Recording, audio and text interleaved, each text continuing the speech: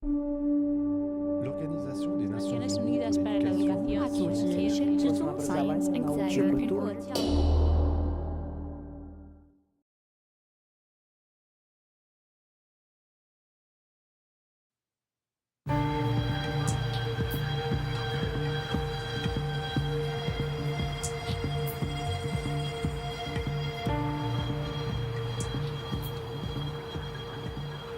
Goethe parlait d'elle comme de la plus belle jamais vue.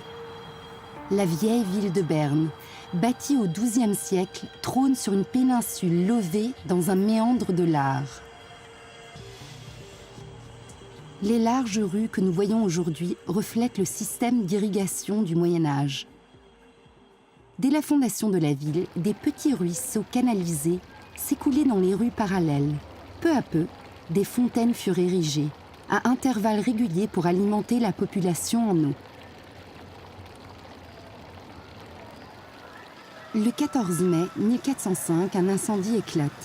Attisé par un vent violent, il s'étend rapidement à toute la ville, dont les immeubles sont en bois. 600 maisons sont détruites et plus d'une centaine de personnes perdent la vie. Après cette catastrophe, Berne est reconstruite en respectant l'alignement existant, mais en pierre, pour résister au feu. On pose aussi la première pierre de la cathédrale.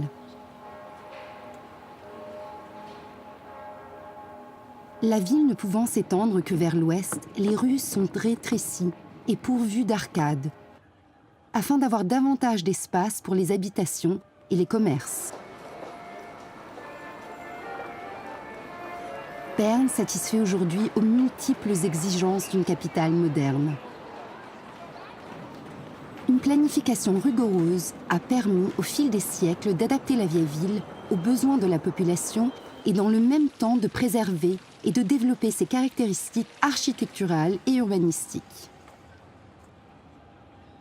C'est pourquoi la première porte de la ville, la Sittglocke, se trouve aujourd'hui au cœur du centre historique.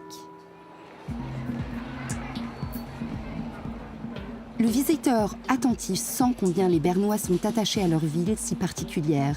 À chaque coin de rue, l'histoire défile du Moyen Âge au temps moderne.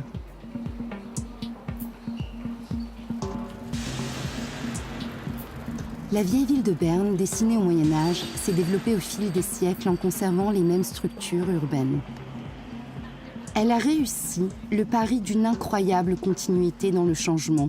C'est pourquoi elle est inscrite sur la liste du patrimoine mondial de l'UNESCO.